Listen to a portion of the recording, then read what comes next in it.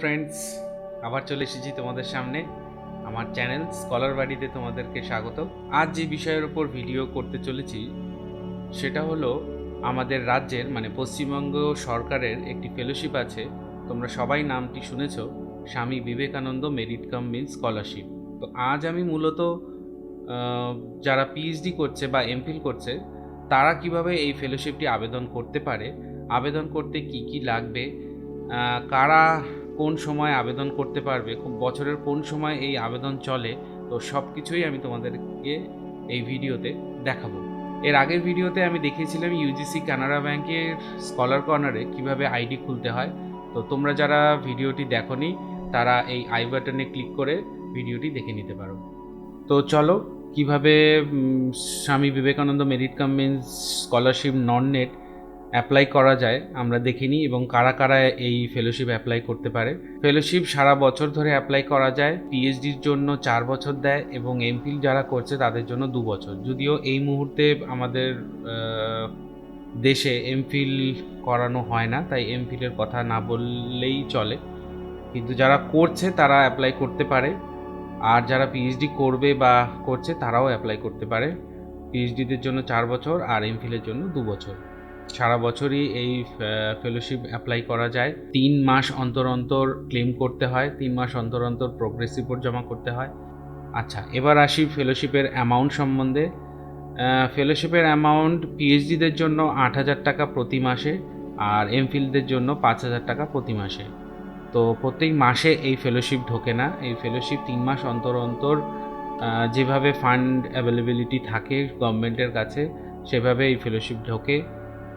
ধরে নেওয়া হয় 3 মাস অন্তর অন্তর ফান্ড অ্যাভেলেবিলিটির ওপর পশ্চিমবঙ্গ সরকারের এই ফেলোশিপ মাননীয় মুখ্যমন্ত্রী মমতা বন্দ্যোপাধ্যায়ের উদ্যোগে এই ফেলোশিপ দেওয়া হয় আমাদের রাজ্যের ছাত্রছাত্রীদের। তো চলো দেখে নেওয়া যাক কিভাবে ফেলোশিপ আবেদন করতে হয়। পুরো প্রক্রিয়াটি আমি ধাপে ধাপে দেখাবো, তোমরা কোথাও ভিডিওটি স্কিপ করবে না। যদি ভিডিওটি ভালো লাগে তাহলে লাইক করবে, কমেন্ট করবে ও বন্ধুদের সাথে শেয়ার করবে ও আমার চ্যানেলটি সাবস্ক্রাইব করবে। যারা নতুন প্রথমবার আমার চ্যানেলে এসেছো তাদের আরেকবার স্বাগত জানাই, এবং ভিডিওটি ভালো লাগলে সাবস্ক্রাইব করে রাখবে। এরকম ফেলোশিপ ও স্কলারশিপ রিলেটেড আরও ভিডিও আমার চ্যানেলে আসতে থাকবে। তো চলো যাওয়া যাক কিভাবে অ্যাপ্লাই করতে হয় আমরা দেখে নিই। প্রথমে আমরা চলে যাব গুগল সার্চ ইঞ্জিনে এবং লিখব SVMCM স্কলারশিপ। যে প্রথম সার্চ রেজাল্ট আসবে সেখানে ক্লিক করে আমরা ঢুকে যাব এই স্বামী বিবেকানন্দ মেরিট কাম মিলসের স্কলারশিপের পোর্টালে এবং অ্যাপ্লিক্যান্ট লগ ইনে ক্লিক করব। অ্যাপ্লিক্যান্ট লগ ইনে ক্লিক করার পর অ্যাপ্লিক্যান্ট আইডি ও পাসওয়ার্ড দিতে হবে। এই অ্যাপ্লিক্যান্ট আইডি ও পাসওয়ার্ড আমরা পেয়ে যাব যখন আমরা আমাদের ইনস্টিটিউশনে অ্যাপ্লাই করব। স্কুল, কলেজ, বিশ্ববিদ্যালয়ে যখন আমরা অ্যাপ্লাই করব, নোডাল অফিসার আমাদের হয়ে রেজিস্ট্রেশন করে দেবে। তারপর আমাদের মোবাইল নাম্বারে একটি টেক্সট মেসেজ চলে আসবে, সেই অ্যাপ্লিক্যান্ট আইডি ও পাসওয়ার্ড এখানে দিতে হবে। সিকিউরিটি কোড ক্যাপচা দিয়ে আমরা লগ ইন করব। এরপর তোমরা দেখতে পাবে তোমাদের আইডি মানে তোমাদের যে অ্যাকাউন্ট আছে সেই অ্যাকাউন্ট তোমরা দেখতে পাবে। সেখানে ইউজার অ্যাক্টিভিটি রিপোর্ট আছে, তোমরা যে মাসে ক্লেম করবে ঠিক সেই মাসের ক্লেম দিয়ে আসবে। তোমরা আগেই বলেছিলাম 3 মাস অন্তর অন্তর ক্লেম হয়, যেমন January to March, April to June, July September ও অক্টোবর ডিসেম্বর। এখানে দেওয়া আছে জানুয়ারি মার্চ, যাদের যেরকম ক্লেম হবে সেরকম লেখা থাকবে। এবার দেখো application form fill up pending আছে, application finalization pending, application submission pending. এবার ধাপে ধাপে দেখতে হবে। প্রথমেই আমরা যাব এডিট প্রোফাইলে।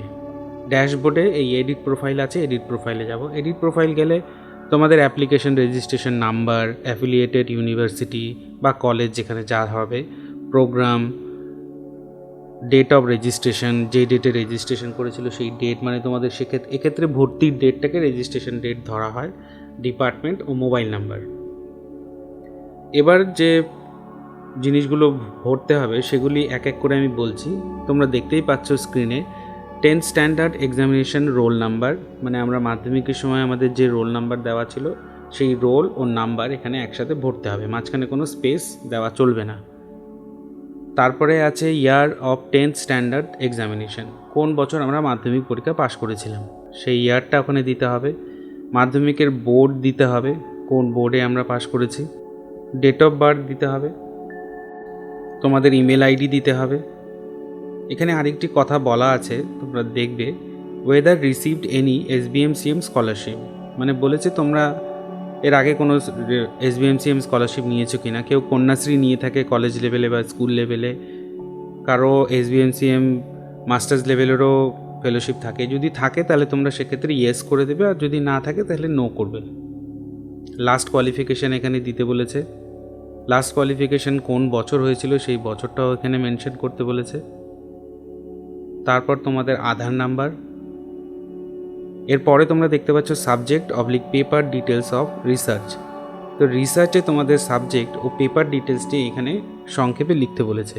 এখানে একটা জিনিস আমি বলে রাখি, তোমরা চেষ্টা করবে তোমাদের সাবজেক্ট লিখে দেওয়ার, বা কেউ যদি চাও পেপার ডিটেলস লিখতে, তো পেপার ডিটেলস লেখার সময় কোনো রকম কোলন ব্যবহার করবে না।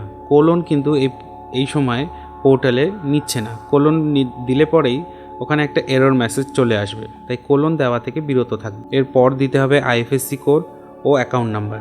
অ্যাকাউন্ট নাম্বার ও IFSC কোড দিলে পরেই তোমাদের কোন ব্যাংক ও কোন ব্রাঞ্চ সেটা অটোমেটিক পোর্টাল থেকেই নিয়ে নেবে। এরপর সেভ অ্যান্ড কন্টিনিউতে ক্লিক করে আমরা পরের স্টেপে যাব। এখানে তোমাদেরকে কিছু ছবি ও সিগনেচার ও কিছু ডকুমেন্ট আপলোড করতে হবে। এখানে আপলোড সেকশন, অ্যাপ্লিক্যান্টের ফটোকপি, অ্যাপ্লিক্যান্টের সিগনেচার স্ক্যান করা, আর লাগবে, এবার দেখো ফটোগ্রাফ অফ অ্যাপ্লিক্যান্ট বলাই আছে 20 থেকে 50 কেবির মধ্যে হতে হবে জেপিজিতে। সিগনেচারও বলা আছে 10 থেকে 20 কেবির মধ্যে। Admit of 10 standard, bank cancel cheque, আর PhD রেজিস্ট্রেশন বা m.phil অ্যাডমিশনের প্রুফ। ফটো আপলোড করে দেবে, তারপর তোমাদের সিগনেচার আপলোড করবে। এখানে দেখতেই পাচ্ছ ফটো আপলোড করার পর কেমন দেখাবে। ফটোটি তোমার এখানে চলে আসবে ঠিক পাশেই, সিগনেচারও চলে আসবে। এরপর অ্যাডমিট কার্ড বলা আছে 400 কেবির মধ্যে, মানে এই যে ডকুমেন্টগুলো, নিচের ডকুমেন্টগুলোকে 400 কেবির মধ্যে সাবমিট করতে হবে। তো 400 কেবি না হলে পরে এরর মেসেজ শো করবে, তাই তোমরা চেষ্টা করবে 400 কেবির মধ্যে এই ফাইল সাইজগুলো রাখতে। যদি তোমাদের PDF ফাইল সাইজ ছোট করতে সমস্যা হয়, সেক্ষেত্রে ওয়েবসাইট আছে একটি I Love PDF বলে। এই I Love PDF-এ গেলে পরে PDF কম্প্রেস করা যায়, খুব সহজেই কম্প্রেস হয়ে যায়। খুব ভালো এই ওয়েবসাইটটি।